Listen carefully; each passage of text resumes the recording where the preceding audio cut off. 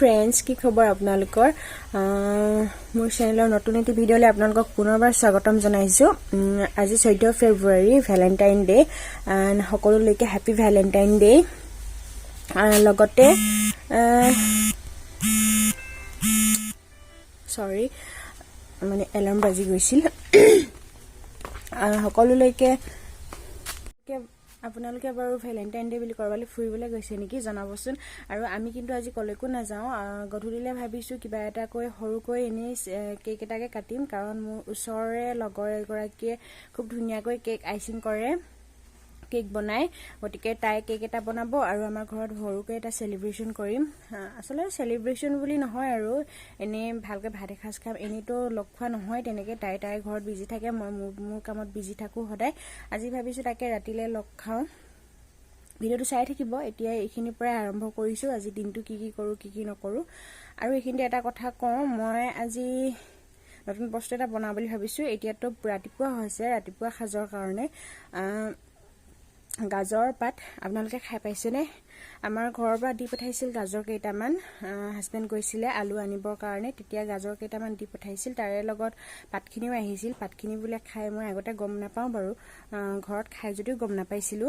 কাৰণ আগতে আমাৰ ঘৰত গাজৰ খেতি নকৰিছিলে এতিয়া কৰিছে সাগে সেইকাৰণে দি পঠাইছে আৰু হে পাতখিনিকে ভাজি খাই বুলি কোৱা শুনিছো তাকে সবজিকন বনাই চাওক আপোনালোকেও কেনেকৈ বনাইছো আৰু গাজৰ পাত যদি আপোনালোকেও পায় তেনেকৈ তেতিয়া হলে পেলাই নি দিব বনাই খাব পাৰিব এনেটো হাক নথকা দিনত হেখিনিও বহুতখিনি সহায় হ'ব নহয় জানো ৰান্ধনী সকলে বুজি পাব এই কথাটো গটিকে বলকচোন চাই থাকক গাজৰ পাত ৰান্ধু আৰু লগতে আৰু এইফালে এয়া গাজৰ পাতখিনি লৈ মই হৰুকৈ কাটি লৈছিলো তাৰ পাছতে আলুৰে হৈতে ভাজি কৰিছিলো আৰু মই ভাজিকন নৰমালিয়ে ভাজিছিলো মানে বেলেগ ভাজি যেনেকৈ ভজা হয় পিয়াজ তেল বা পিয়াজ দি তেনেকৈ আদা নহৰু পাছত খুন্দি দি মই তেনেকৈ ভাজিছিলো সেই কাৰণে আপোনালোকক নেদেখালো তেনেকৈ বিশেষ একো মা মছলা ব্যৱহাৰ কৰা নাই কাৰণে আৰু আমি ভাবিছিলো কি অলপ গোন্ধ ওলাব নেকি গাজৰ পাত যেহেতু গাজৰ বা মাটি তলত থাকা ন সৰি মাটি গোন্ধ ওলাব নেকি ভাবিছিলো পালেং চালেঙৰ দৰে কিন্তু নহয় তেনেকৈ একোৱে নহয় খাবলৈ খুব ভাল লাগিলে আপোনালোকেও যদি পায় কেতিয়াবা এনেকৈ ভাজি খাব আৰু ভাত পানী খাই বৈ আজৰি হলো এতিয়া খাই বৈ অলপ চাহ বাকি লৈ গৈছো কাৰণ তাতে আমাৰ মিষ্টি লাগি আছে দোকানৰ ওচৰত আকৌ এটা ঘৰ বনোৱা হৈছে ন আপোনালোকক দেখাম বাৰু এদিনকে তাতে মিষ্টি লাগি আছে তাৰ কাৰণে চাহ ইয়াতে বনাই লৈ গৈছো তাত আকৌ গৈ বনাই থাকিবলৈ অলপ অসুবিধাও হয় সেইকাৰণে ঘৰতে বনাই মেলি লৈ যাওঁ আৰু ভাতো দিবলৈ যাওঁ লগতে কাৰণ হাজবেন্ড দোকানলৈ গ'ল ৰাতিপুৱাই তাৰ কাৰণে সদায় ভাত নিব লাগে ৰাতিপুৱা তালে ভাতো লৈ যাওঁ আৰু লগতে চাহু অলপ বনাই লৈ গৈছো ফ্লাক্সতে তাতে মিষ্টি কেজনক তাৰে পৰা কিবা এটা লৈ মেলি চাহকন বাকি দিব পাৰিম সেইকাৰণে বনাই লৈছো এটো আৰু সদায় মোৰ ডিউটি হৈ গৈছে মানে কি চাহ নিয়া ভাত নিয়া ৰাতিপুৱা এবাৰ দুপৰীয়া এবাৰ এতিয়া একেবাৰে দুপৰীয়া চাহটা দি ঘৰলৈ আহিম ঘৰলৈ আহি আকৌ দুপৰীয়া ভাত খাস বনাই আকৌ ভাত দিবলৈ যাব লাগিব তাৰ মাজতে আৰু ভিডিও কৰি আছো গটিকে আপোনালোকে প্লিজ চাব ভালকৈ ভিডিও বিলাক দৰ্জা চৰ্জা তলা মাৰি ললো এতিয়া দিনটো এবেলাৰ কাৰণে ওলালো আৰু তাতে চাহ পানী দিহে একেবাৰে দুপৰীয়া ভাত খাস বনাব পৰাকৈ আহিব লাগিব গটিকে যাও বলক আৰু এয়া এফালে পাই গলোহি মই দোকানত এইফালে এইটো ঘৰটো দেখিছেনে বনাই আছে তাতে মিস্ত্ৰীয়ে কাম কৰি আছে তাত চাহ দিব আহিছে আৰু ওচৰতে এখন আমাৰ দোকানখনো আছে আৰু মই আপোনালোকক এইখিনিতে মোৰ আজি এটা খুব বেয়া অভিজ্ঞতাৰ কথা কৈছো যোৱাকালি মোৰ এখন বেডশিট আহিলে ফ্লিপকাৰ্টত অৰ্ডাৰ কৰিছিলো আৰু কি হল গম পাইনে মানে ইয়াৰ আগতো অৰ্ডাৰ কৰিছিলো এখন হেখন মোৰ কাপোৰটো ভাল লগা নাছিল কাৰণে মই ৰিটাৰ্ণ কৰি দিলো ৰিটাৰ্ণ কৰি পেলাই আকৌ এখন অৰ্ডাৰ কৰিছিলো এখন অৰ্ডাৰ কৰোতে কালি বেড কভাৰখন আহিল কিন্তু তাৰে লগত অলপ ভাত লাগি আহিছিল হয়তো কোনোবাই আগত লৈছিল নেকি লৈ মেলি আকৌ ৰিটাৰ্ণ কৰিছিলে সম্ভৱ কিন্তু ভাতটো একদম হালধি লগা আছিল টানকৈ লাগি আছিল ভাতকেইটা তাকে কৈছো কোনোবাই যদি তেনেকৈ ৰিটাৰ্ণো কৰে তেনেহলে ভালকৈ ৰিটাৰ্ণ কৰিব লাগে যদি বেলেগে আকৌ লয় বেয়া লাগে ন কাৰণ এখন আকৌ ৰিটাৰ্ণ নকৰিলো আৰু ইয়াৰ আগতে এখন লৈ ৰিটাৰ্ণ কৰিলো যেহেতু এখন ভাত লগা হলো তেনেকৈ ৰাখি দিলো আহাৰ লগে লগে মই ধুই দিলো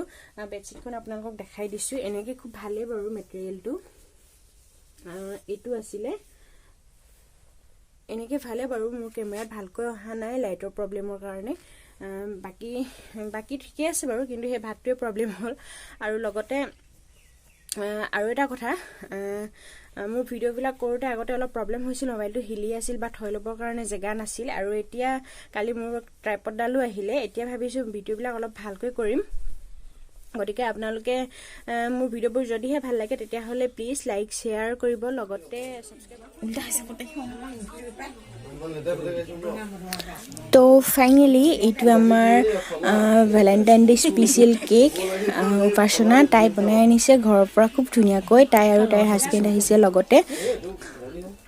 আৰু ওচৰত মা দেউতাহঁতেও আছিলে ন মই খুব বেছিকৈ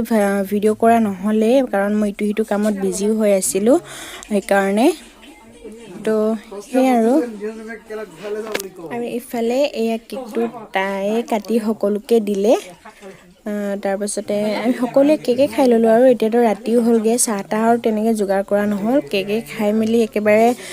ভাততে লাগিলোগে আৰু কাৰণ মা দেউতাহঁতেও খাই বৈ আকৌ ইটো ঘৰত ৰখিবলৈ যাব লাগে ন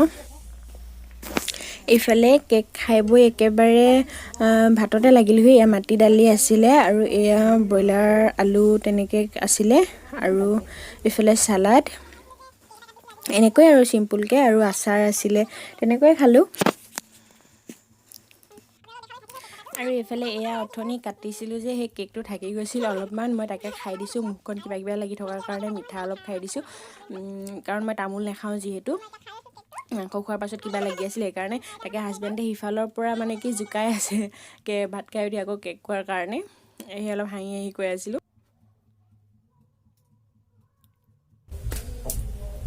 আৰু এইটো হোমমেড কেক আছিলে আমি ঘৰতে বনোৱা কেক আছিলে পাইনএপল ফ্লেভাৰ দিয়া আছিলে হেতাকে আৰু খাই ললো কাটিলো এনে সৰু সৰুকে তেনেকৈ সেলিব্ৰেশন বুলি নহয় আৰু হলো কেকৰ যা যোগাৰখিনি আছিলে কাৰণে বনাই মেলি দিয়া হ'ল